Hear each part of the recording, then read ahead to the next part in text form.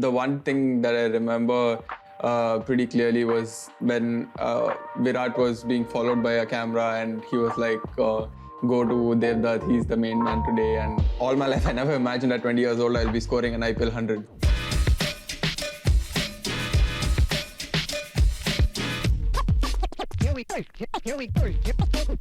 Here we go. Hey Dev, how's it going, man? Look like you're in the pink of health, looking good. Yeah, I'm really doing good. I'm looking forward to the season. You know, it's funny, I've sort of looked back and thought of how I think of you, Dev, but if I had to put Devdutt on like a matrimony website and ask you, Dev, describe yourself, what would you say? How would you describe yourself in the About You section? I'll probably say a very introverted, quiet person, but at the same time, someone who is really driven to succeed in life and really be successful. But what's that like, therefore, for someone like you, an introvert, in the bio bubbles? It's been a huge challenge for me.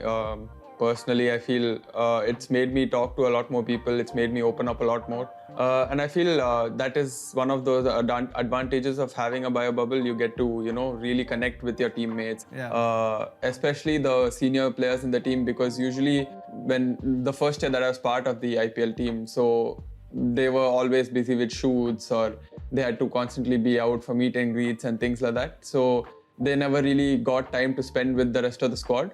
Yeah. So I felt, especially during my first year in RCB, when I had people like Virat and AB constantly around me. So just having those conversations in and around the team was really special.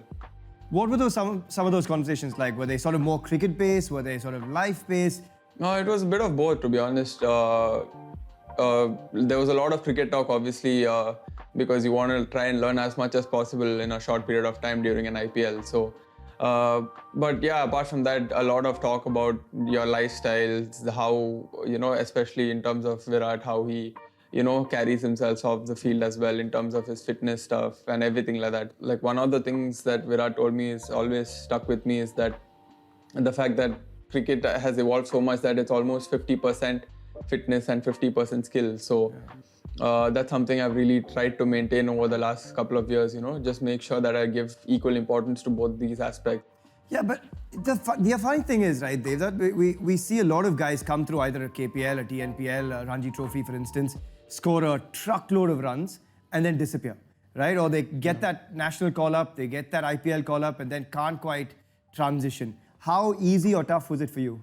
I was, like I said earlier as well, what I've been looking to do over my career is just try and be consistent and the results will follow. So I felt that progression, that natural step-by-step progression was really important. So once I played under 14 state, I started taking cricket more seriously. And then I obviously had a blip in terms of under 16 and under 19 the first couple of years because it gets really tough at that point because the competition is really high and there's a lot of pressure around selection and things like that.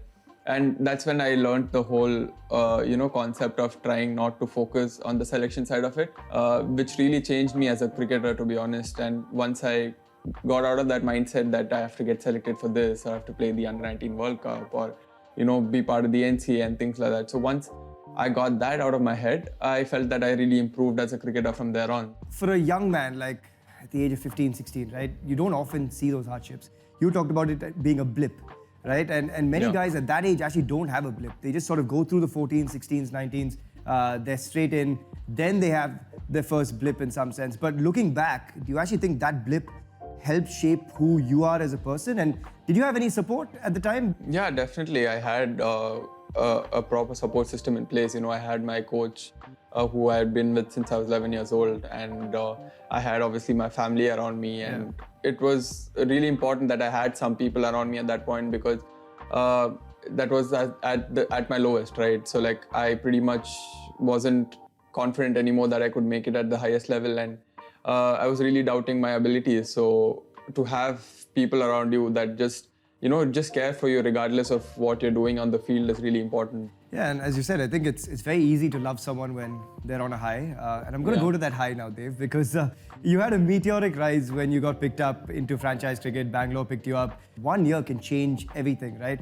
How big was that change, that year in 2020? How much did your life change? Yeah, it was a huge shift, from what I was used to. And like I said before, IPL is a different beast, and once you get a taste of that, you just want more of it. So to get a 50 on debut just made me feel a lot more calm, a lot more comfortable playing in the IPL. So that was great. Yeah, I think that the 50, I'm just going to go past it because that was nothing compared to your 100. That 100 of yours, I just want to go there because what was that day like for you? Just jog back because I'm pretty sure if you shut your eyes, you can go straight back to that moment.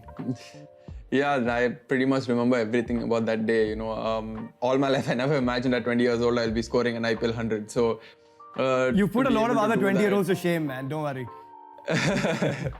Yeah, so to be able to do that, you know, in the Wankhede Stadium, which has so much history to it, and in the presence of people like Virat Kohli and AB de Villiers and cricketers like that, it was just incredible. You know, the one thing that I remember pretty clearly was when Virat was being followed by a camera, and he was like, "Go to Devdutt, he's the main man today," and you know, that just still gives me goosebumps whenever I think of it. So it was a special moment for me that day. Suddenly you had this Big Daddy 100, you had an India debut, you were the emerging player in 2020. If you look back at that period, what would you say is the biggest achievement of that time, Dev? Obviously playing for India is the biggest achievement I could have asked for. So as a child, someone who loved cricket, playing for your country is the ultimate goal. So that was definitely my biggest moment in my life and my career. Especially my parents, the fact that when I was 11 years old, they shifted from Hyderabad to Bangalore just so that I could have a real go at cricket in Bangalore. So that in itself is something that I cannot imagine how they had the courage to do that at that point in their lives as well as my life. So the fact that they did that for me is something that I'm truly grateful for. And Dev, look, we're sitting here talking about greatness, right? I think every sports person wants to achieve it along the way. It's not a word that we use loosely in sport. I think you know that. I think we're all, cognizant of that fact. But what does that word mean to you? What does greatness mean to Devdutt Padikkal? To me, greatness, I feel, is about leaving a legacy, leaving a mark on the sport that you play, on the world in general.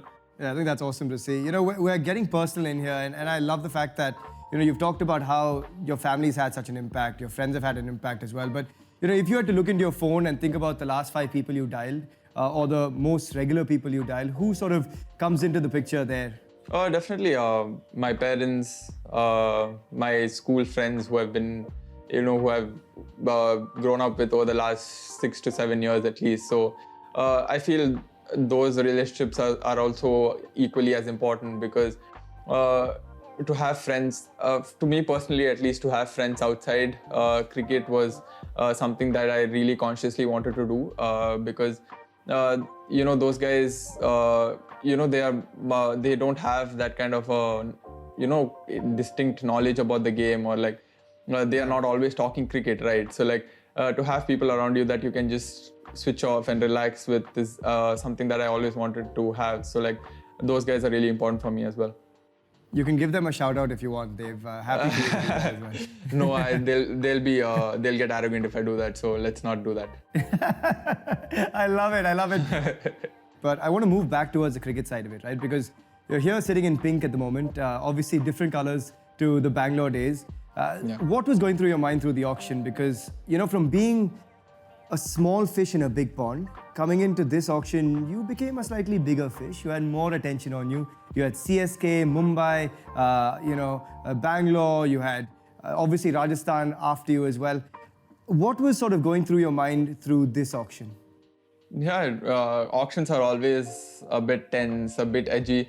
This time also it wasn't any different because, but compared to the last time, this one was much more tense because the last auction where I was picked, I wasn't really expecting anything, or like I wasn't really hoping for getting picked or something like that. It was just a moment out of nowhere. So this time around, yeah, obviously there was a bit of pressure as to the price tag, as to which team I'll be going to, and things like that.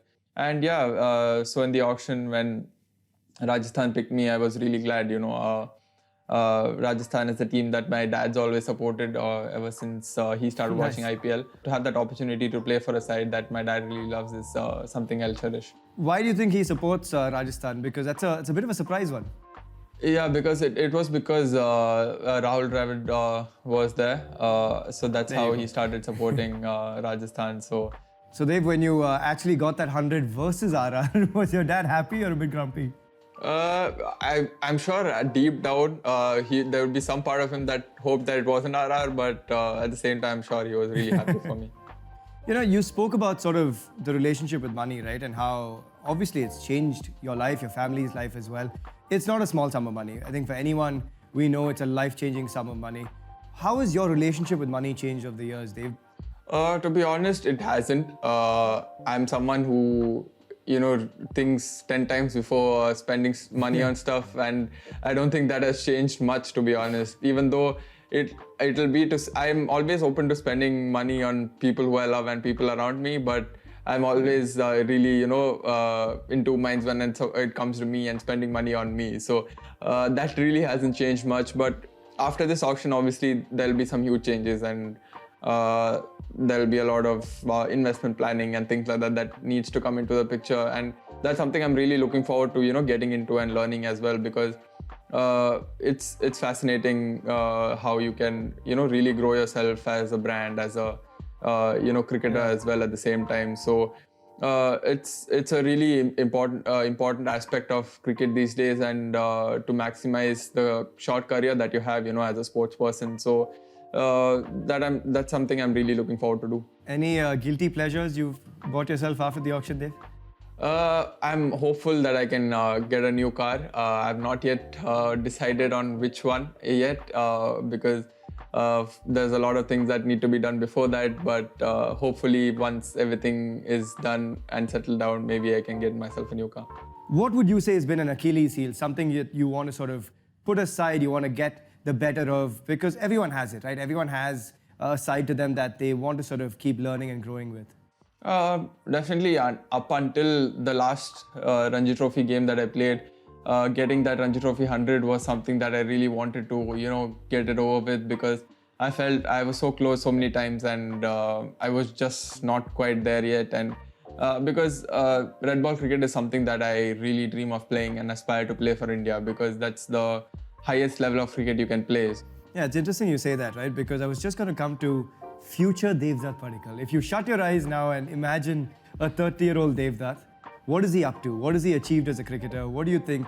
In an ideal world, hopefully I've won every possible trophy that I've played for, every possible tournament that I've played in. If you were to win World Cup, WTC in the next 3 years, would you rather have quick World Cup success and big ticket success, or would you have a long career? That's a really difficult question, to be honest.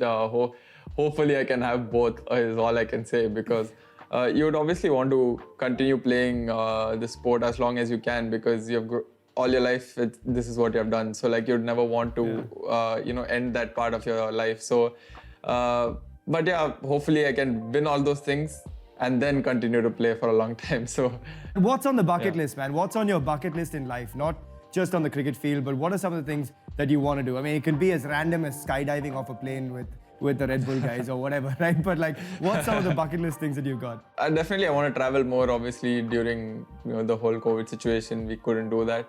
But hopefully, once the world is in a better place and everyone is back to normal and things like that, I would really like to explore the world and just go out there and see new places. Like I spoke about the investing side of it, I really want to get into that and try and really understand that part of life as well.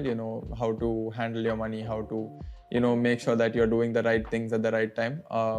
That's something I want to do. And obviously, apart from that, I want to force myself into reading more books because like I'm not a really big reader. So I want to just read books and try to understand life in general, and just dive into the psychological side of it.